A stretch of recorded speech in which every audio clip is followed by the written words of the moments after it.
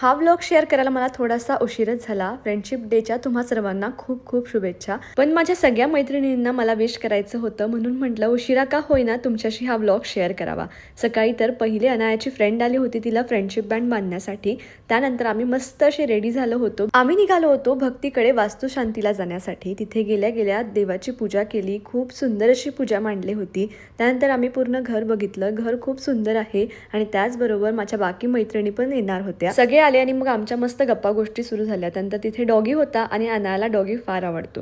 ती मग त्याच्याशी मस्त गप्पा करत होती, त्याला हाय करत होती. भक्तीने अनायाचं मस्त कन्यापूजन केलं. तिला गोड खाऊ घालू की नाही असा मला प्रश्न विचारला. म्हणजे ठीक आहे, एखाद्या वेळेस चालतं तिला खाऊ घाल. आणि मी पण एवढं काही तिथलं बघत नसते, आमच्यातलं छोटं न मोठं तिला देतच असते मी. त्यानंतर सखीचं सुद्धा कन्यापूजन केलं. त्यानंतर घरी आली, मस्त फ्रेश झाली, थोडीशी रेस्ट घेतली आणि त्यानंतर म्हटलं काहीतरी स्किन केअर करूया. म्हणून हा एक पॅक मी घरीच बनवला होता. कसा बनवला हे यूट्यूबच्या कंप्लीट ब्लॉगमध्ये तुमच्याशी शेअर केलेला आहे, नक्की चेकआउट करा. रिझल्ट फार मस्त होता. त्यानंतर अजून आमचा फ्रेंडशिप डे संपलेला नाही आहे. आमची फ्रेंड अजून आली होती आम्हाला फ्रेंडशिप बँड बांधण्यासाठी.